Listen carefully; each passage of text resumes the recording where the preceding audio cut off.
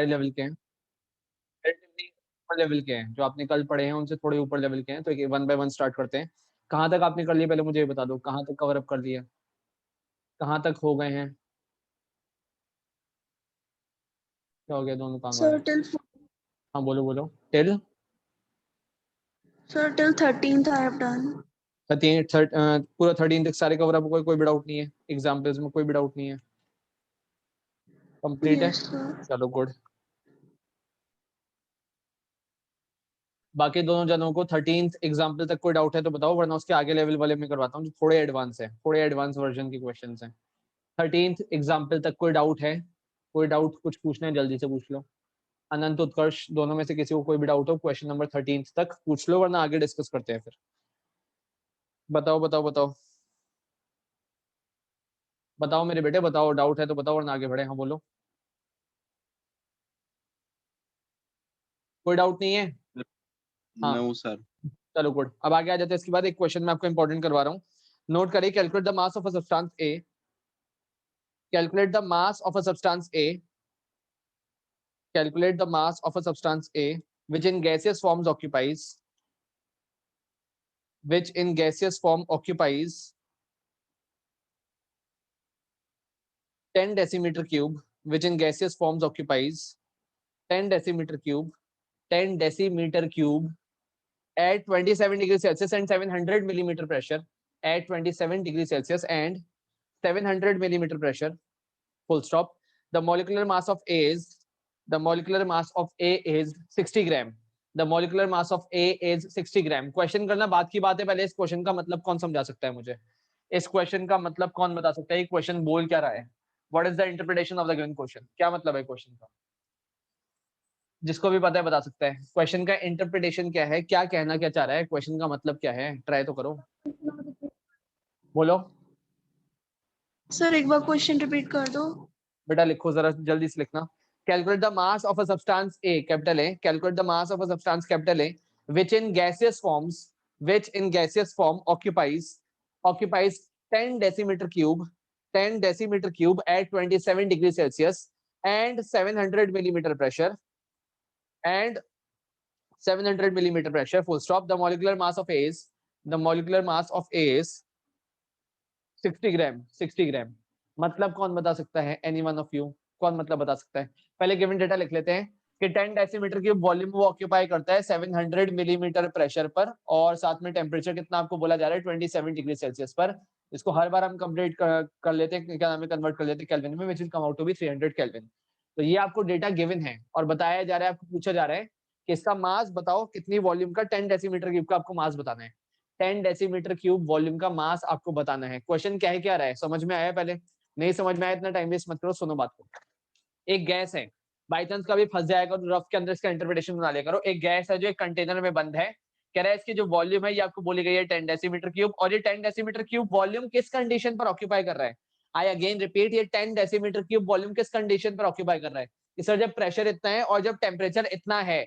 लेकिन हमें पता है कि अगर इस गैस की वॉल्यूम को कैसे भी करके एनी हाउ एसटीपी पर कन्वर्ट कर लिया जाए तो क्या हम यूनिटरी मेथड से इसका मास निकाल सकते हैं? कौन कौन समझ पा रहा है इस क्वेश्चन को? कैसे भी करके अगर हम इसकी वॉल्यूम को एसटीपी कंडीशंस पर निकाल लें तो क्या यूनिटरी मेथड से इसका मास निकाला जा सकता है? डेफिनेटली, बताता हूं मैं कैसे। ये इनिशियल कंडीशंस है, मेरी बात को जरा तमीज से समझना। ये इनिशियल कंडीशन प्रेजेंट है तो इनको आप बोल सकते हो this is your V1, this is your P1, this is your T1। अगर मैं पूछूं आपसे V2 आपको निकालना है तो V2 को लेट x ml या फिर x डेसीमीटर क्यूब आप बोल दो। P2 कितना होता है जल्दी बोलो एसटीपी कंडीशन पर, जल्दी से। एसटीपी कंडीशन पर फाइनल प्रेशर कितना होता है? 760 mmHg। 760 mmHg। एंड टेम्परेचर कितना होता है जल्दी बोलेंगे? टेम्परेचर कितना होता है? 273 273 केल्विन। राइट है, कोई दिक्कत नहीं है। तो आप कर क्या रहे हैं, आप इस गिवन वॉल्यूम को एसटीपी कंडीशन पर पता कर रहे हैं। आप इस गिवन वॉल्यूम को एसटीपी कंडीशन पर पता कर रहे हैं कि एसटीपी कंडीशन पर ये कितना आ जाएगा। सो आप बोलेंगे भाई applying gas law we know that P1 V1 upon T1 is equals to P2 V2 upon T2। Solve करिए फटाफट से, V2 की वैल्यू सॉल्व करके बताइए। ये तो बेसिक मैथ्स है, मैं आपको बस हेल्प कर सकता हूँ, ये रास्ता है, मेहनत तो आपको ही करनी पड़ेगी। V2 मुझे बताइए फाइनल वॉल्यूम कितनी आएगी? फाइनल वॉल्यूम कितनी आएगी? Just put the value of P1 V1 and T1 and P2 and T2 in the given equation, आपको V2 की वैल्यू पता चल जाएगी। V2 कितना आएगा? फाइनल वॉल्यूम बताइए कितनी आ रही है, उसके बाद मैं आपको बताता हूँ क्वेश्चन क्या है, क्या रहा है, उसकी इंटरप्रिटेशन क्या है। बिगनर हो ऐसे ही प्रैक्टिस करोगे तो ही सीख पाओगे, क्योंकि क्वेश्चन मूल कॉन्सेप्ट के काफी अच्छे लेवल के होते हैं। स्टेप बाय स्टेप आगे बढ़ोगे तभी आप कमांड कर पाओगे इसके ऊपर। और एक बार जब सारे हो जाएंगे तो इन वन गो मैं आपका एक टेस्ट लूंगा किसी भी फॉर्म में, तब आपको रियलाइज हो जाएगा कितनी आपकी प्रिपरेशन अच्छे से हो रही है और थोड़ा कहाँ लैग कर रहे हो। बताओ।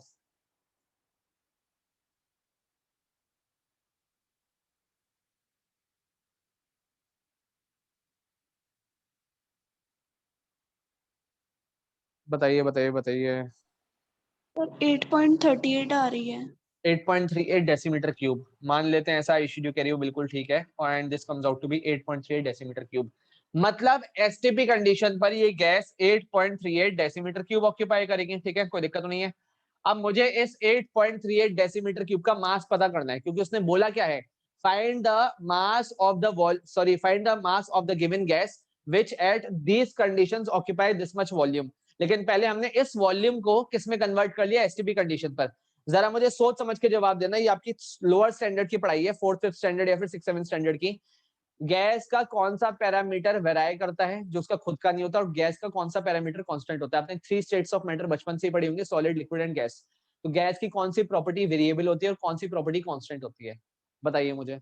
गैस का क्या वेराई करता है और गैस का क्या प्रॉपर्टी कांस्टेंट रहती है। जैसे आपने सुना होगा गैस की खुद की कोई वॉल्यूम नहीं होती, और क्या क्या उसका वेरिएबल होता है और क्या उसका कांस्टेंट रहता है, क्या नहीं बदलता। कोई कंटेनर क्लोज्ड है तो क्या कांस्टेंट होगा, क्या कांस्टेंट होगा इसका। Volume will be constant. Volume constant होगा, गैस का वॉल्यूम कांस्टेंट होगा। अगर वॉल्यूम कांस्टेंट होता तो 10 से 8.38 कैसे हो जाता। गैस की वॉल्यूम सर कांस्टेंट होती है। टेम्परेचर। टेम्परेचर नहीं मेरे बेटे, बचपन से आपको बताया जाता है कि सॉलिड, लिक्विड, गैस तीनों स्टेट्स में क्या फर्क होता है कि सॉलिड की शेप फिक्स होती है, सॉलिड की वॉल्यूम फिक्स होती है। जैसे फॉर एग्जांपल मार्कर ले लूं, this is in solid state, इसकी वॉल्यूम भी फिक्स है, इसका मास भी फिक्स है और इसकी शेप भी फिक्स है। कॉन्ट्रेरी टू दिस लिक्विड की अगर मैं बात करूं, पानी की बात करूं, डे टू डे लाइफ में थोड़ा दिमाग का इस्तेमाल करो, लिक्विड्स की शेप कांस्टेंट नहीं होती। आप उसको जिस बॉटल में डाल दोगे उसकी शेप को अज्यूम कर लेगा, लेकिन क्या वॉल्यूम कांस्टेंट होती है। अगर 1 लीटर जो बॉटल में पानी है अगर उसको मैं ग्लास में डाल दूंगा तो क्या वो 1 लीटर से कम हो जाएगा या फिर वॉल्यूम कांस्टेंट रहेगी। अगर मैं बिल्कुल भी मास के अंदर लॉस को कंसिडर ना करूं, क्या वॉल्यूम उतनी ही रहेगी, डेफिनेटली। ऐसा तो नहीं होता ना, आप मार्केट से कोई भी बेवरेज लेके आए, आप कोल्ड ड्रिंक्स लेकर आए हो, ग्लास में सर्व करने पर वो आधी रह जाती है, जितनी वॉल्यूम उतनी ग्लास के अंदर थी, वॉल्यूम कांस्टेंट रहती है, शेप ही तो बदलती है। Contrary to this finally gases के अंदर क्या होता है, गैस की ना तो खुद की कोई वॉल्यूम होती है ना ही खुद की कोई शेप होती है, बस उसका मास कांस्टेंट होता है। कौन कौन अग्री करता है इस बात से कि हाँ सर यही सब सीखा हुआ है। पुरानी बातें और कोई नई बात नहीं है, ये आपको लोअर स्टैंडर्ड में सिखा दिया जाता है कि गैस की ना तो शेप कांस्टेंट होती है। जैसे फॉर एग्जांपल एक जो हमारे घर के सिलेंडर आते हैं, जो गैस सिलेंडर्स आते हैं घर के अंदर, उनमें जो गैस है अगर गलती से गैस का नोजल खुला रह गया तो उसमें एक्सीडेंट होने के चांसेस क्यों होते हैं, क्योंकि जो कंटेनर के अंदर गैस थी, जो सिलेंडर के अंदर गैस थी, अब वो आपके पूरे रूम में आ गई, पूरे रूम में आ गई, किचन रूम के अंदर पूरे में आ गई, और गलती से आपने इग्नाइट कर दिया तो पूरा रूम ब्लास्ट हो जाएगा। समझ लो बात को। गैस की वॉल्यूम कांस्टेंट नहीं होती और ना ही गैस की कोई शेप कांस्टेंट होती है, बट गैस का मास कांस्टेंट होता है। तो क्या मैं बोल सकता हूँ कि पहले इस गैस का जितना मास था, क्योंकि कंटेनर क्लोज्ड है, इसका मास अभी भी उतना ही होगा, गैस का मास अभी भी उतना ही होगा, यस और नो, हाँ या ना। राइट है, कोई दिक्कत तो नहीं है। ये बात आ गई समझ में। अरे नालायकों, वॉल्यूम बदल सकती है, गैस की वॉल्यूम बदल सकती है, गैस का मास नहीं बदलता। जब तक कंटेनर बंद है, इस बात को ध्यान रखना, तभी बोला इसका विजुअलाइजेशन सीखो। जब तक कंटेनर बंद है, जब तक कंटेनर क्लोज्ड है, तब तक इसका मास नहीं बदल सकता, वॉल्यूम बदल सकती है, क्योंकि पिस्टन तो ऊपर नीचे हो सकता है, पिस्टन तो फ्रीली मूवेबल होता है। जिस कंटेनर के अंदर गैस को रखी जाती है उसके पास फ्रीली मूवेबल पिस्टन होता है, तो पिस्टन तो ऊपर नीचे मूव कर सकता है, बट मास तो अंदर जितना कांस्टेंट है उतना ही रहेगा ना, गैस का मास तो वेरिएबल नहीं होगा। अब इतनी गैस का मास बोलो या फिर इतनी गैस का मास बोलो, कितना गिवन है आपको, calculate the mass of a substance A. अच्छा वॉल्यूम हमें गिवन है और हमें इसका मास पता लगाना है कि इतनी वॉल्यूम का मास कितना होगा। अगर 22 पॉइंट मॉलिक्यूलर मास इस गैस का 60 ग्राम है, अगर इस गैस का मॉलिक्यूलर मास 60 ग्राम प्रेजेंट है तो इतनी वॉल्यूम का मास कितना होगा। पहले आप मुझे सोच समझ के बताएं, सोच समझ के जवाब दें। अगर मैंने मॉलिक्यूलर मास के बराबर गैस ली, अगर मैंने मॉलिक्यूलर मास के बराबर गैस ली तो एसटीपी कंडीशन पर ये कितनी वॉल्यूम ऑक्यूपाई करेगा, कल भी बताया। अगर मैंने मॉलिक्यूलर मास के बराबर गैस ली है मेरे बेटे, तो ये एसटीपी कंडीशन पर कितनी वॉल्यूम ऑक्यूपाई करती है। Any gas irrespective of its nature, अगर आपने उसका एक मोल लिया है, एक मोल बोलो या फिर मोलर मास के बराबर गैस बोलो, तो वो कितनी वॉल्यूम ऑक्यूपाई करती है एसटीपी कंडीशन पर। एसटीपी कंडीशन पर कितनी वॉल्यूम ऑक्यूपाई। 22.4 लीटर। अग्री करते हो 22.4 लीटर। तो अगर इसके 60 ग्राम है तो ये एसटीपी कंडीशन पर कितना ऑक्यूपाई करेगी, 22.4 लीटर। अनंत आयुषी दोनों को आ रहा है समझ में, दोनों की बात आई समझ में। क्योंकि आप किसी भी गैस का 1 मोल ले लो या फिर किसी भी गैस का 1 मोल बोलो या फिर इनडायरेक्टली क्या बोल सकते हो, उसके मोलर मास के बराबर लिया है आपने, तो कितनी वॉल्यूम ऑक्यूपाई करेगी 22.4 लीटर। बस यहीं पे क्वेश्चन खत्म हो गया। 60 ग्राम ऑक्यूपाइज 22.4 लीटर, या फिर vice versa 22.4 litre of gas weighs 60 gram, therefore 8.38 decimetre cube, क्योंकि 1 डेसीमीटर क्यूब का इनडायरेक्टली मतलब 1 लीटर ही होता है। यहाँ पे भी आप फंसोगे अगर आपको कन्वर्जन नहीं आते तो। 1 डेसीमीटर क्यूब का इनडायरेक्टली मतलब 1 लीटर ही होता है। therefore 8.38 decimetre cube will occupy how much unitary method से। तो अगर आपने यहाँ तक सॉल्व कर लिया तो इसके बाद आप क्या बोलेंगे, इसके बाद आप क्या बोलेंगे, since the molecular mass of gas is, वो स्टेटमेंट का खेल है सारा, since the molecular mass of gas is 60 gram, therefore 60 gram of gas at STP will occupy how much, 22.4 liter, hence 8 point, या उल्टा बोलो इसको, will occupy की जगह बस वे हो जाएगा, 22.4 liter of gas at STP will weigh how much, 60 gram, therefore 8.38 decimeter cube of gas at STP will weigh how much, unitary method से बताओ कैसे फाइंड आउट करोगे, इतने का इतनी वॉल्यूम का मास इतना है तो इतनी वॉल्यूम का मास कैसे निकालेंगे, सिंपली सर 60/22.4 मल्टीप्लाइड बाय 8.38, ये मास में आपकी वैल्यू आ जाएगी, पता करो बताओ कितना आएगा मास। सिंपल क्वेश्चन से पहले बोलो आपको अप्रोच समझ के लेनी पड़ेगी। एक बार आपको स्टेटमेंट बता दी है, आप मोल में कन्वर्ट कर लो, बार बार मैंने आपको क्या बोला, आप एक मोल के लिए कन्वर्ट कर लो। अब एक मोल बोलो, उसको मॉलिक्यूलर मास के बराबर बोलो, या फिर उसको 22.4 लीटर बोलो गैस के केस में। आई अगेन रिपीट, और यही बातें बार बार अप्लाई होने वाली हैं।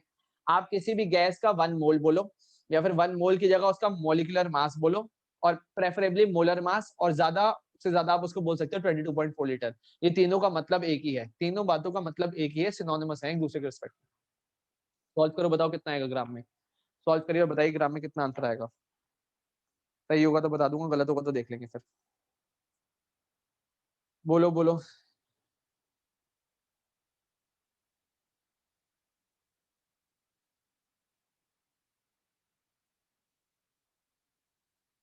बताओ मेरे बेटे कितना आ रहा है, जल्दी बोलो। सर 22.45 आ रहा है। बिल्कुल सही बात, बिल्कुल सही बात। अनंत और उत्कर्ष दोनों जने अपना आंसर बताओ। सर यही आ रहा है सर, सेम है, कोई दिक्कत नहीं, बिल्कुल सही है, बिल्कुल 22.45। 22.45 आंसर आएगा, 22.45 ग्राम। अप्रोच समझ में आ रही है, अप्रोच समझ में आ रही है, चाहो तो एक काम करो, एक बॉक्स बनाओ जरा कॉपी के अंदर और उसमें नोट करो, उसमें नोट करो, always convert the given volume of gas, steps लिखो जरा, स्टेप्स लिखो, स्टेप्स लिखो जरा, जो मैं आपको स्टेप बता रहा हूँ इस क्वेश्चन के रिगार्डिंग। और ऐसे क्वेश्चन बहुत बार आएंगे, एक दो बार नहीं बहुत बार आएंगे, ऐसे बीच बीच में आते रहेंगे question. Always convert the given volume of gas at STP, पहला step, step 1, always convert the given volume of gas, always convert the given volume of gas at STP, this is step 1। Second, उसके बाद बोलो find the volume, या ऐसे मत लिखो, ये लिखो find the mass of 22.4 liter of gas at STP, find the mass of 22.4 liter of gas at STP, equal to करके लिखना molecular mass. 22.4 litre of gas का मास कितना होगा एसटीपी पर, 20 क्या नाम है 22 वो उसके मॉलिक्यूलर मास के बराबर हो जाएगा। Hence by unitary method, third step, hence by unitary method, hence by unitary method find out the mass of given volume of gas और vice versa, find out the mass of given volume of gas और vice versa, मतलब तीनों बातें एक दूसरे के बराबर है, जैसे मर्जी आप इसको तोड़ मरोड़ के बोल दो, मतलब घूम फिर कर वही आएगा। सबसे पहले आप काम क्या करो कि गैस की वॉल्यूम, कभी भी आपको कोई भी ऐसा क्वेश्चन आ जाए, मैं आपको सेट पैटर्न बता रहा हूँ, अगर वॉल्यूम एसटीपी पर गिवन नहीं है, आई अगेन रिपीट, अगर वॉल्यूम एसटीपी पर गिवन नहीं है, आप कुछ मत सोचो, क्वेश्चन को आगे आगे बाद में करना, सबसे पहला स्टेप आपको क्या रहना चाहिए, गिवन वॉल्यूम को एसटीपी में कन्वर्ट कर दो। अब एक बार एसटीपी पे आ गई आपकी वॉल्यूम, अब आप कुछ भी इसके साथ कर सकते हो, क्योंकि एसटीपी पे गैस को लाना जरूरी है, तो your first step should be convert the given volume of gas into STP. STP पे आ जाओ, उसके बाद आप देखो कि उसके एक मोल का वजन कितना है, उस गैस के एक मोल का मास मतलब मोलर मास कितना है, फिर मॉलिक्यूलर मास कितना है, जो आपको याद होते हैं सारे, और उसकी वॉल्यूम 22.4 लीटर होगी। तो जो भी वॉल्यूम आ रही है उसको यूनिटरी मेथड से आप मास में कन्वर्ट कर सकते हो। किस किस को ये पैरामीटर आ रहे हैं समझ में? क्वेश्चन सिंपल है, बस आपको एक सेट पैटर्न फॉलो करना होता है बस, और कुछ भी नहीं होता, जो अल्टीमेटली मोल कॉन्सेप्ट से ही रिलेटेड है। आ रही बात समझ में? नेक्स्ट उसके बाद लिखो क्वेश्चंस बेस्ड ऑन, हेडिंग डालो questions based on molecular mass and vapour density, questions based on molecular mass and vapour density, questions based on molecular mass and vapour density. इसमें भी आप स्टेप्स लिख लो, मैं आपको स्टेप बता देता हूं ताकि एटलीस्ट आप क्वेश्चन करो तो आपको अप्रोच पता होना चाहिए। पहला स्टेप लिखो, find out the vapour density of given gas, find out the VD, find out the vapour density of given gas with respect to hydrogen, with respect to hydrogen. कैसे निकालेंगे, कैसे निकालेंगे उसका चाहो तो फॉर्मूला लिख लो, मास ऑफ, लिखवाया हुआ है वैसे वेपर डेंसिटी का फॉर्मूला अगर याद हो तो, लिखा हुआ है क्या होता है वेपर डेंसिटी का formula, how do you calculate vapour density, mass of given volume of gas at STP, mass of given volume of gas at any condition, not only STP, at any condition, divided by mass of same volume of H2 gas. Yes or no? हाँ या ना? चाहो तो यहाँ पे आपने जहाँ पे लिखा है वहीं पे नोट डाउन कर लो। गैस का किसी भी गिवन वॉल्यूम ऑफ गैस का मास आपको m गिवन है, तो आप उतनी ही वॉल्यूम हाइड्रोजन गैस लो और उसका मास पता करो, इन दोनों का रेशियो बना दो, वेपर डेंसिटी आ जाएगी। पहला स्टेप वेपर डेंसिटी निकालने का, मैं दोबारा बोल रहा हूँ, करना क्या है, जैसे फॉर एग्जांपल आपने इस कंटेनर के अंदर x लीटर गैस ली, इसको बेस्ट तरीके से आप ऐसे समझो, अगर इस कंटेनर के अंदर आपने x लीटर ली फॉर एग्जांपल CO2 गैस की, तो आप x लीटर हाइड्रोजन गैस का, x litre of hydrogen gas का मास पता कर लो कितना है, इन दोनों का रेशियो बना दो, इसके मास का और इसके मास का रेशियो बना दो, यही कहलाएगी वेपर डेंसिटी। मतलब वेपर डेंसिटी कुछ और नहीं होती, आपकी जो भी अननोन गैस है उसका mass to the ratio of same volume of hydrogen gas का mass is known as vapour density. आ रही बात समझ में? सेकंड स्टेप लिखो, to find out molecular mass, to find out molecular mass, double the vapour density, double the vapour density, 2 into Vd, molecular mass is equal to 2 into Vd। मतलब second step में आप formula लिख सकते हो कि gas का molecular mass निकालना है तो मॉलिक्यूलर मास किसके बराबर हो जाएगा, 2 into Vd। और क्या मैं इसके आगे ये भी बोल सकता हूँ कि एक बार अगर गैस का मॉलिक्यूलर मास आ गया तो उसकी वॉल्यूम एसटीपी पर 22.4 लीटर होगी, यस और नो? कौन कौन ये बात भी समझ पा रहे हैं कि सर एक बार कैसे भी कर हम इस गैस का मॉलिक्यूलर मास पता कर लें, कैसे भी कर हम इस गैस का मॉलिक्यूलर मास पता कर लें तो एसटीपी कंडीशन पर जो इसकी वॉल्यूम है वो 22.4 लीटर होगी, हाँ या ना? यस और नो? हो जाएगी। और फिर यूनिटरी Yes. मेथड पर कि हम किसी और कंडीशन पर भी उसका मास निकाल सकते हैं, डेफिनेटली निकाल सकते हैं।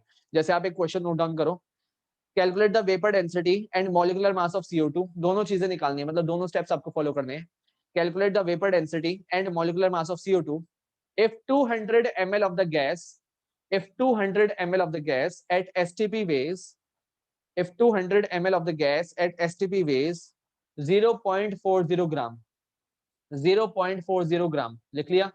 given that 1 liter of H2 gas at STP weighs 1 liter of H2 gas at STP weighs 1 liter of H2 gas at STP weighs 0.09 ग्राम, 0.09 ग्राम। मैं कहता हूं हमें कुछ भी नहीं आता, हम बिल्कुल ब्लैंक है, हमें कुछ भी नहीं आता। सबसे पहला स्टेप क्या है, हमें वेपर डेंसिटी निकालनी है। भाड़ में क्या फॉर्मूला, फॉर्मूले को तो रखो साइड में, पहले आओ कॉन्सेप्ट पे। आप मुझे ये बताओ क्वेश्चन में गिवन क्या क्या है, आपको CO2 गैस का कितनी वॉल्यूम बोला गया है, CO2 गैस की कितनी वॉल्यूम बोला गया है, 200 ml। अबे यस और नो?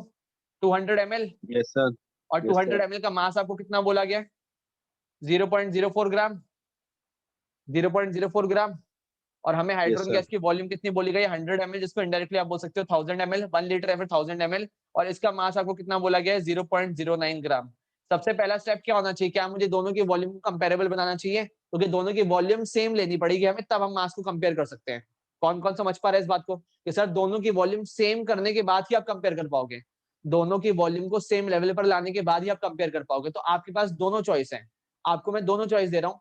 या तो आपको 200 ml का मास गिवन है तो आप हाइड्रोजन गैस के 200 ml का मास निकाल लो, समझ रहे हो बात को। इसके 200 ml का आपको मास गिवन है तो आप यूनिटरी मेथड से इसके भी 200 ml का मास निकाल लो, या फिर उल्टा आपको इसके 1 लीटर का मास गिवन है तो आप इसके भी 1 लीटर का मास लगा लो। कौन कौन समझ गया इस बात को कि सर दोनों की वॉल्यूम कैसे भी करके कंपेरेबल बनानी है, या तो इसके 200 का मास गिवन है तो इसके भी 200 का मास निकाल लो, या फिर इसके 1 लीटर का मास लिया तो इसके भी 1 लीटर का मास ले लो। मुझे बता दो, दोनों से आंसर सेम आएगा। मजे की बात क्या है, दोनों से आंसर सेम आएगा, कैसे भी आप कुछ भी कर लो, वेपर डेंसिटी का आंसर दोनों केसेस में सेम आएगा। आप क्या करो, आप इसके 1 लीटर का मास पता कर लो। अगर 200 ml का मास 0.04 ग्राम है तो 1000 ml का मास कितना हो जाएगा, 1000 ml का मास कितना हो जाएगा, आप बोलेंगे पहले 200 ml of CO2 at STP occupies how much, sorry weighs, क्योंकि वजन की बात हो रही है, weighs how much, 0.04 gram. therefore 1000 ml of CO2 at STP will weigh कितना, बोलो जल्दी, क्या exactly 5 times हो जाएगा, क्या exactly 5 times हो जाएगा, yes or no? इसको जब मैं 5 से मल्टीप्लाई करूंगा, क्योंकि 200 ml से 1000 ml हो गया, चाहो तो आप यूनिटरी मेथड सॉल्व कर लोगे, आप छोटे बच्चे हो, आप ट्राई कर लो आराम से। इतने का सर आपने सर हाँ, सर बोलो। सर आपने 0.04 का है या सर 0.40 का है? 1 मिनट में चेक कर लेता हूँ। अच्छा सॉरी, 0.40 है, 0.40 है, राइट राइट राइट। क्वेश्चन में 0.40 है, तभी तो पूछा था क्या लिखा है वो बता दो, क्या लिखा है वो बता दो बेटा। 0.40 ग्राम है तो एग्जैक्टली ये 2 ग्राम हो जाएगा, कोई दिक्कत नहीं है, अभी भी कोई दिक्कत नहीं है। चेक कर लो, बताओ। अगर इसके 200 ml का मास 0.40 ग्राम है तो क्या इसके 1000 ml का मास 2 ग्राम हो जाएगा? लगा लो, यूनिटरी मेथड 2 ग्राम ही आएगा, लगा लो। और उसमें वैसे तो आप ट्रिक भी लगा सकते थे, सीधा मैंने आपको ट्रिक लगाना बताया हुआ है। 200 ml से 1000 हो गया, कितने टाइम्स हुआ है? How many times? अबे 200 से 1000 हो गया, कितने गुना हो गया? हाउ मेनी टाइम्स हो गया? Sir 5 times. 5 टाइम्स हो गया। इसको भी मैंने 5 टाइम्स कर दिया, 5 से मल्टीप्लाई कर दो, ये हो जाएगा। और नहीं समझ में आती है ये वाली बात, अगर ट्रिक नहीं समझ में आती है, यूनिटरी मेथड लगाओ। इतनी वॉल्यूम का मास इतना है तो इतनी वॉल्यूम का मास कितना होगा, लगा लो यूनिटरी मेथड। आंसर क्या 2 ग्राम आ रहा है, यस और नो? आंसर 2 ग्राम आ रहा है, आ गया, बड़े आगे। चलो अब इसके बाद वेपर डेंसिटी का फॉर्मूला लगाएंगे। तो ध्यान रखना, आपको एक बात समझ में आनी चाहिए कि वेपर डेंसिटी आपको निकालने के लिए दोनों गैसेस की, मतलब हाइड्रोजन की जितनी वॉल्यूम ली है, पहले आप गैस को भी उतनी वॉल्यूम के कंपेरेबल में मास उसका फाइंड आउट कर लो। तो आप बोलेंगे vapour density is equals to mass of 1 litre, mass of 1 litre of CO2 upon mass of 1 litre of H2। Right है, कोई दिक्कत तो नहीं है? तो मास ऑफ 1 लीटर ऑफ CO2 कितना हो गया? 2, और मास ऑफ 1 लीटर ऑफ H2 कितना गिवन है? 0.09 ग्राम। सॉल्व करो, बताओ आंसर। वेपर डेंसिटी कितनी आ रही है? सॉल्व करिए। 2/0.09, 2/0.09, डेसिमल हटेगा, 200/9 बोल दो उसको इनडायरेक्टली चाहो तो। 200/9 करो सॉल्व, बहुत इजी है। 9 दूनी 18 और 20 9 दूनी 18, फिर 2.22, क्या यही आएगी? 22.22। Yes sir. आगे चलता जाएगा कंटिन्यूसली, राइट है। अभी वेपर डेंसिटी आ गई। सेकंड स्टेप क्या, आप उसके बाद क्या फाइंड आउट करना है? Molecular mass. तो आप बोलेंगे we know that molecular mass is equal to 2 into vapour density. तो क्या एग्जैक्टली 44.44 हो जाएगा ग्राम? क्या इसका मॉलिक्यूलर मास 44.44 हो जाएगा? बिल्कुल हो जाएगा, चाहो तो करके देख लो, बिल्कुल हो जाएगा। और मजे की बात मैं आपको बताऊं, वैसे अगर हम नहीं भी फाइंड आउट करते तो भी हमें पता है कि CO2 का मास 44 ही आता है। चाहो तो कैलकुलेट कर लो, इसका हो गया 12, और इसके एक एटम का कितना प्रेजेंट होता है? 16, 16 दूनी 32, तो डबल कर लोगे, ये कितना हो जाएगा? 44 ग्राम। अप्रोक्सीमेटली उतना ही आ रहा है, उतना ही आंसर आ रहा है। बारी बात समझ में, ऐसे हम क्रॉस वेरीफाई भी कर सकते हैं। और करते हैं क्वेश्चन।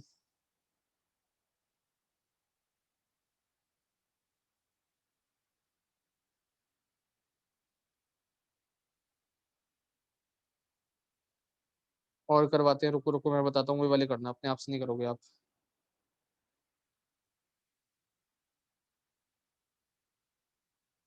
जो मैंने क्वेश्चंस मार्क करवाए थे वो सारे हो गए। जो क्वेश्चंस मार्क करवाए थे बैक साइज में 5B में, वो सारे कंप्लीट हैं। 5B वाले सारे क्वेश्चंस हो गए। सर एक दो डाउट में है सर। डाउट में ले लेता हूँ, वैसे मेजोरिटी हो गए, मेजोरिटी खत्म है। उत्कर्ष, आयुषी, हो गए? आंसर टैली कर लिए थे सारे, सारे आंसर टैली कर लिए थे, मैच कर रहे हैं। डाउट बोलना स्टार्ट करो, डाउट बोलना स्टार्ट करो, फिर इसके रिगार्डिंग और जो क्वेश्चन आएंगे मैं बता दूंगा। डाउट बोलना स्टार्ट करो बेटा, डाउट बोलना स्टार्ट करो, कौन सा है? अरे जल्दी बोलो, सर सोचते बहुत ज्यादा। सर 8th का C।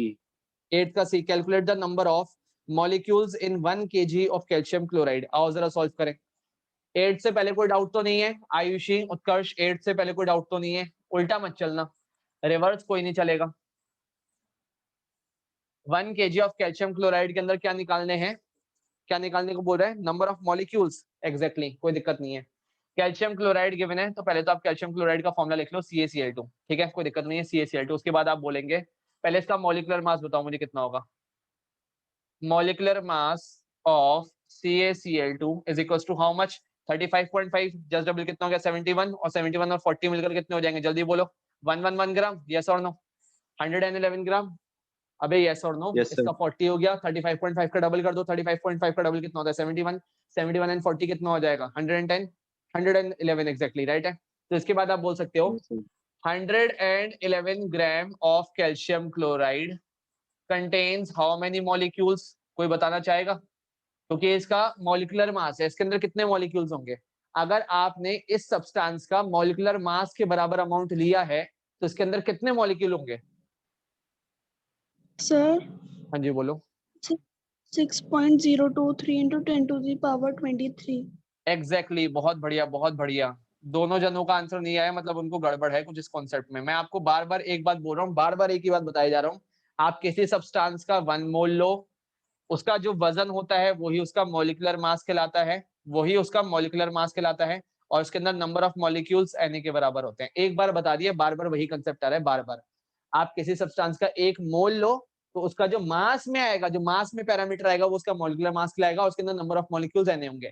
तो अगर कैल्शियम क्लोराइड का मास 111 ग्राम है तो क्या इसके अंदर Na नंबर ऑफ मॉलिक्यूल्स या फिर 6.023 into 10 to the power 23 molecules होंगे? डेफिनेटली। तो बस क्वेश्चन खत्म। Therefore 1 kg को ग्राम में कितना बोल सकते हैं? 1000 ग्राम। Therefore 1000 gram of CaCl2 will contain how much? कैसे निकालेंगे बताओ मुझे, कैसे निकालेंगे? क्या ये यूनिटरी मेथड से सॉल्व होगा? यस और नो? क्या ये भी यूनिटरी मेथड से सॉल्व होगा? अबे हाँ या ना? Yes, sir. डेफिनेटली। 111 ग्राम के अंदर Na मॉलिक्यूल्स प्रेजेंट है, तो 1000 ग्राम के अंदर कितने होंगे? Na divided by 111 multiplied by 1000। जब इसको सॉल्व कर लो Na की वैल्यू सब्स्टिट्यूट कर देना, simple as that. Question tough नहीं है, आपको बार बार बता रहा हूँ, एक ही अप्रोच आ रही है, बार बार घूम फिर कर एक ही अप्रोच आ रही है कि अगर आप किसी सब्सटेंस का 1 मोल लेते हैं तो उसका मास मोलर मास के बराबर या फिर मॉलिक्यूलर मास के बराबर आता है, और अगर वो गैस है तो वो 22.4 लीटर ऑक्यूपाई करेगी और उसके अंदर नंबर ऑफ मॉलिक्यूल्स Na के बराबर होंगे। तो अगर ये 1 मोल के लिए है तो सबसे पहले आप मोल्स निकाल लिया करो। दूसरा तरीका इस क्वेश्चन को करने का, दूसरा तरीका बता देता हूँ। चलो, ये तो गया पहला मेथड। ऑल्टरनेटिवली आप क्या बोल सकते हैं? अगर मुझे 1100 ग्राम प्रेजेंट है, इसको मुझे मोल्स में कन्वर्ट करना है, देख लो आपको भी अपने समझ में आ जाएगा। मोल्स ऑफ CaCl2, मोल्स का फॉर्मूला क्या होता है मास के टर्म्स में? बोलो, मोल्स का फॉर्मूला क्या होता है मास के टर्म्स में? मास के टर्म्स में मोल्स का फॉर्मूला कैसे होता है? How do you find out moles in terms of mass? अगर मास गिवन हो तो बताओ। Then mass upon total mass. Given mass upon total mass ना, तो गिवन मास भी इसका कितना है? 111 ग्राम, सॉरी 1000 ग्राम। 1000 ग्राम गिवन है, ठीक है, कोई दिक्कत नहीं है। और इसका मोलर मास कितना होता है? जस्ट अभी फाइंड आउट करा है, बोलो। गिवन मास तो 1000 ग्राम है, इतना क्या सोच रहे हो मेरे बेटे? और मॉलिक्यूलर मास कितना है? 111 ग्राम। यस और नो? यस और नो? यही होगा Yes, sir. पक्का? इससे क्या पता चल जाएंगे? मोल्स पता चल जाएंगे, जो भी आएंगे, जो भी आएंगे XYZ कुछ भी मोल्स होंगे। उसके बाद आप क्या बोलेंगे? Now 1 mole of calcium chloride contains कितने molecules? Na molecules.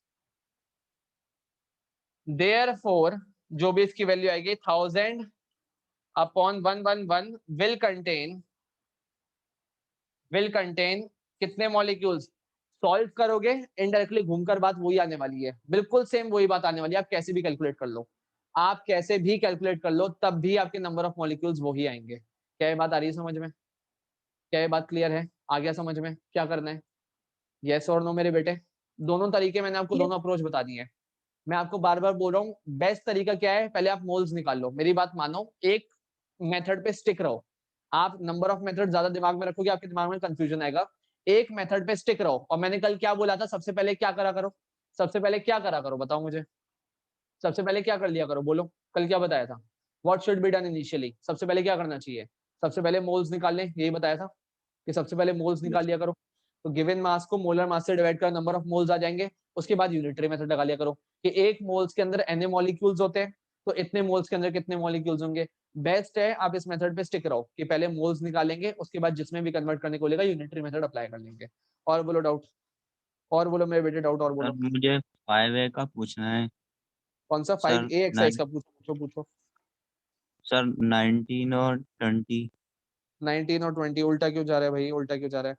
You have collected 2 liters of CO2, 3 liters of chlorine, 5 liters of hydrogen, 4 liters of nitrogen, 1 liter of sulfur dioxide. Under similar conditions of temperature and pressure, which sample will have the greater number of molecules? अरे अरे अरे, कौन सा law लग रहा है इसमें? कोई बताएगा? एक्सरसाइज 5A पे जाओ सारे बच्चे, 5A पे जाओ। 19 क्वेश्चन में मुझे कौन सा लॉ लग रहा है बस ये बता दो। आपको अलग अलग गैसेस की अलग अलग वॉल्यूम्स गिवन है, एक लॉ बताया हुआ है। स्टेटमेंट में बोल देता हूँ, इक्वल वॉल्यूम्स ऑफ, हाँ बोलो बोलो। Sir, Avogadro laws. Exactly, Avogadro law क्या कहता है? Equal volume of all gases under similar conditions of temperature and pressure contains equal number of molecules. कौन कौन सहमत है इस बात से? Equal volume of all gases under similar conditions of temperature and pressure contain equal number of molecules. कि अगर volume बराबर है, आ रही बात समझ में, तो इनके अंदर नंबर ऑफ मॉलिक्यूल्स भी बराबर होंगे। अब आपको सारी गैसेस की वॉल्यूम दे रखी है, तो क्या मैं बोल सकता हूँ जिसकी वॉल्यूम जितनी ज्यादा होगी उसके अंदर नंबर ऑफ मॉलिक्यूल्स भी उतने ज्यादा होंगे?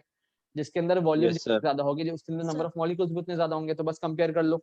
आपको 3 लीटर क्लोरीन दे रखी है, 5 लीटर हाइड्रोजन, तो एग्जैक्ट आंसर क्या हो जाएगा? 5 लीटर ऑफ हाइड्रोजन। फिर उसके बाद बोला है the least number of molecules, least number of molecules. Obvious सी बात है। Sir, हाँ बोलो। SO2. SO2, Sir, क्योंकि जिसकी SO2. एग्जैक्टली जिसकी वॉल्यूम सबसे कम होगी उसके अंदर मॉलिक्यूल्स भी सबसे कम होंगे। ऐसा क्यों बोला मैंने ऐसा क्यों बोला? थोड़ा दिमाग का इस्तेमाल कर लेते हैं, थोड़ा सा दिमाग का इस्तेमाल कर लो। रिलेशन क्या कहता है? अगर मैं कांस्टेंट रिलेशन की बात करूं तो आपने बोला है मोल्स फाइंड आउट करने का रिलेशन होता है मास अपॉन मोलर मास। थोड़ा सा दिमाग का इस्तेमाल करेंगे। Is equals to number of particles divided by Avogadro number, और ये बराबर हो जाता है volume in litres divided by 22.4। तो ऑब्वियस सी बात है वॉल्यूम नंबर ऑफ पार्टिकल्स के डायरेक्टली प्रोपोर्शनल आ रही है, इनवर्सली प्रोपोर्शनल आ रही है, क्योंकि डिनोमिनेटर तो सबके कांस्टेंट है। वॉल्यूम नंबर ऑफ पार्टिकल्स के डायरेक्टली प्रोपोर्शनल आ रही है, इनवर्सली प्रोपोर्शनल आ रही है? बोलो डायरेक्टली या फिर डायरेक्टली। डायरेक्टली। तो जिसके वॉल्यूम ज्यादा होगी उसके अंदर नंबर ऑफ पार्टिकल्स भी ज्यादा होंगे। आ रही बात समझ में? और आगे बढ़ते हैं। नंबर ऑफ पार्टिकल्स और वॉल्यूम दोनों ही मोल्स के डायरेक्टली प्रोपोर्शनल होंगे या फिर इनवर्सली प्रोपोर्शनल होंगे? Directly proportional, inversely proportional? Directly, inversely? Sir directly. Directly. तो जिसके मोल ज्यादा होंगे उसके नंबर ऑफ पार्टिकल्स भी ज्यादा होंगे, उसकी वॉल्यूम भी ज्यादा होगी। मैंने आपको एक बार बोल दिया फॉर्मूला ऐसा है कि इसको आप अप्लाई कर लो, ऐसा कोई क्वेश्चन हो ही नहीं सकता जो ना हो पाए। सारे क्वेश्चन इसी फॉर्मूले से सॉल्व आउट हो जाते हैं, सारे के सारे फॉर्मूले, सारे क्वेश्चंस। और बोलो, और कौन सा क्वेश्चन नहीं आया? और बताओ बेटा। डन। और बोलो 5B में डाउट बोलो, 5B में बोलो कौन से डाउट्स हैं? और बोलो भाई, Sir, खत्म 20 करो। वाला. कौन सा? Sir, 20 वाला. 20। What is the mass of 56 centimetre cube of carbon monoxide at STP? ओहो हो, आपसे पूछा है 56 सेंटीमीटर क्यूब कार्बन मोनोऑक्साइड का मास कितना होगा। तो दो तरीके हैं, या तो उसको मोल्स में कन्वर्ट कर ले और फिर मास निकाल ले, या फिर दूसरा तरीका एसटीपी कंडीशन पर अगर मुझे कुछ रिलेशन बताना हो किसी भी गैस के लिए तो मैं क्या बोल सकता हूँ? बताओ मुझे। एसटीपी Sir, कंडीशन पर 22.4. नहीं, 22.4 क्या किसके बराबर होता है? 22.4 किसके बराबर होगा मास में?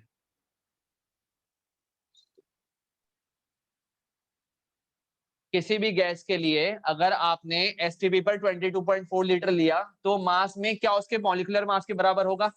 क्या वो मास में उसके मॉलिक्यूलर मास के बराबर होगा? यस और नो? यस और नो? हाँ या ना? Yes. बराबर sir. होगा? अग्री करते हो? कोई Yes. दिक्कत तो नहीं? कौन सी गैस का नाम दे रखा है आपको? कार्बन मोनोऑक्साइड दे रखा है। कार्बन मोनोऑक्साइड का पहले तो मुझे मॉलिक्यूलर मास बताओ। Molecular mass of carbon monoxide, carbon का 12 और इसका 16, कितना आ जाएगा निकल कर? 12 और 16 कितने होगा? 28 ग्राम। यस और नो? 28 ग्राम। पक्का कंफर्म? राइट है? बढ़ जाए आगे। ये आ गया समझ Yes, में? sir. कोई Yes. Yes. दिक्कत तो नहीं है? 12 और 16 ही तो प्लस करा है, इसमें कौन सा मंत्र फूक दिया मैंने? तो क्या मैं बोल सकता हूँ कि 28 gram of carbon monoxide at STP will occupy how much? जल्दी बोलो, विल ऑक्यूपाई हाउ मच? कितने लीटर? घंटों में सोचते रहेंगे। एसटीपी कंडीशन पर मेरे बेटे बच्चे 28 gram carbon monoxide gas STP पर कितनी वॉल्यूम ऑक्यूपाई करेगी? कितनी वॉल्यूम ऑक्यूपाई करेगी? बार बार एक ही बात बताई जा रहा हूँ मैं, बार बार एक ही बात आ रही है, बार बार, 22.4. और तब भी तुम जवाब नहीं दे पा रहे हो। 22.4 लीटर। कितनी? 22.4 लीटर। हाँ या ना? कॉन्फिडेंट हो इस बात को लेकर? अब Yes, sir. अगर Yes, sir. मॉलिक्यूलर मास के बराबर गैस ले ली, कितनी बार एक ही लाइन आ रही है बार बार कि एक मोल बोलो, मॉलिक्यूलर मास बोलो, Na मॉलिक्यूल्स बोलो, या फिर 22.4 लीटर बोलो, बात बराबर है। घूम फिर कर वही कंक्लूजन आ रहा है, लेकिन आप लोग उसको भी कैचअप नहीं कर पा रहे। 28 ग्राम इसका मॉलिक्यूलर मास था, तो अगर आपने 28 ग्राम गैस ली, 28 ग्राम, तो एसटीपी पर वो कितनी वॉल्यूम ऑक्यूपाई करेगी? 22.4 लीटर। या फिर वाइस वर्सा, या फिर रिवर्स इज आल्सो ट्रू कि 22.4 लीटर अगर गैस ली तो उसका वजन कितना होगा? क्या 28 ग्राम होगा? ये भी रिवर्स भी ट्रू है। अगर इतनी वॉल्यूम ली तो क्या उसका मास 28 ग्राम होगा? Definitely. Therefore 56 centimetre of gas at STP will weigh कितना? उल्टा बोल लो। 22.4 लीटर, ये बात आ रही समझ में? 22.4 लीटर का वजन अगर 28 ग्राम होता है तो क्या 56 ml का हम मास निकाल सकते हैं लीटर मेथड से? हाँ या ना? या तो दो तरीके हैं, या तो इसको ml में कन्वर्ट कर लो या फिर इसको लीटर में कन्वर्ट कर लो, क्योंकि दोनों की वॉल्यूम अलग अलग पैरामीटर में गिवन है। किसको ये बात समझ में आ गई कि हाँ सर ये बात क्लियर है? क्वेश्चन टफ नहीं है, और मैं आपको बार बार बोल रहा हूँ, जो एक कंक्लूजन बता दिया कि एक मोल बोलो, मेरे बेटे मॉलिक्यूलर मास के बराबर वजन बोलो, 22.4 लीटर, या फिर बोलो एनी मॉलिक्यूल्स बोलो, सबकी बात बराबर है, बस उसको आपको कन्वर्ट करना आना चाहिए और कुछ भी नहीं करना, कुछ भी नहीं करना है इसके अलावा। आ रही है बात समझ में? तो ये भी क्वेश्चन हो जाएगा, अप्लाई कर लेना, बस यूनिटरी मेथड बता दिया। आगे बोलो, और किसमें डाउट है? आगे बोलो, और कोई डाउट है? और कुछ है डाउट? कॉन्फिडेंस एक दिन में नहीं आएगा, मैं पहले बोल रहा हूँ चैप्टर ऐसा है, आप बिगनर हो, आपको बहुत प्रैक्टिस करनी पड़ेगी। एक बार जब एक्सरसाइज खत्म भी हो जाए उसके बाद दोबारा भी प्रैक्टिस करते रहना। और कोई डाउट है कि सारे हो गए? अरे और डाउट है कि सारे खत्म, और किसी में कोई डाउट नहीं है? सर 26। 26 वाला इसी का।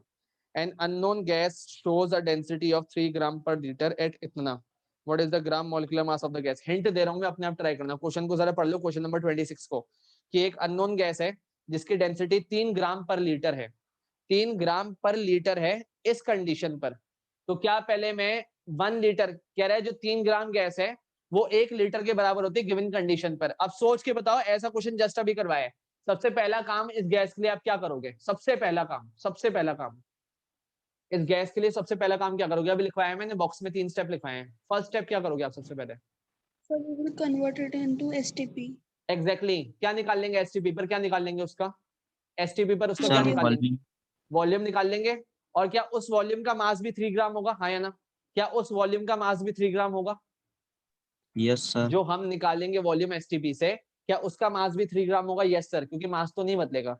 क्वेश्चन में कह रहा है कि एक गैस है जिसका 3 ग्राम 1 लीटर के बराबर है गिवन कंडीशन पर। अब हमें पता है जब तक ये कंटेनर बंद है मास तो 3 ग्राम ही रहने वाला है, लेकिन जब हम एसटीपी कंडीशन पर लेकर आएंगे इस गैस को तो इसकी वॉल्यूम तो बदल जाएगी। तो उतनी वॉल्यूम का मास अब एसटीपी पर 3 ग्राम हो जाएगा। कौन कौन सहमत है इस बात से? जो भी हम वॉल्यूम निकालेंगे उसका मास एसटीपी पर 3 ग्राम के बराबर हो जाएगा। और फिर हमें करना क्या है? हमें करना क्या है? अगर इतनी वॉल्यूम का मास 3 ग्राम है तो कितनी वॉल्यूम का मास निकाल लें?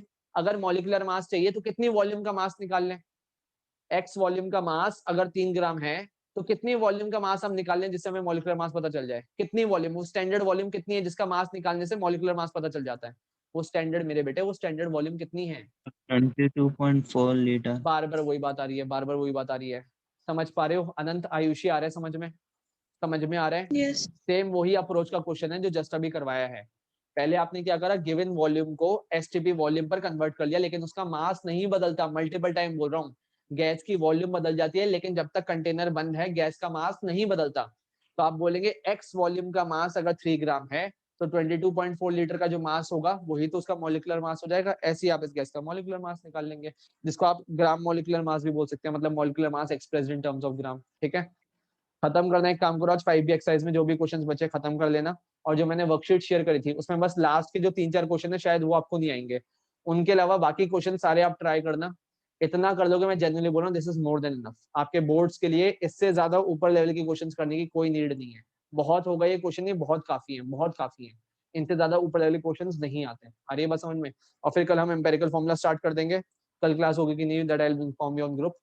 और फिर हम एम्पेरिकल फॉर्मूला स्टार्ट कर देंगे, सी सेक्शन ज्यादा से ज्यादा डी सेक्शन, फिर ये चैप्टर है, जबकि ये सबसे ज्यादा टफ चैप्टर है। मैं पहले बोल रहा हूँ, पूरी केमिस्ट्री में 10th स्टैंडर्ड में ये और ऑर्गेनिक केमिस्ट्री सबसे टफ चैप्टर है, बाकी चैप्टर इनके आगे कुछ भी नहीं है, दे आर क्वाइट इजी। ठीक है, चलो this is all for today.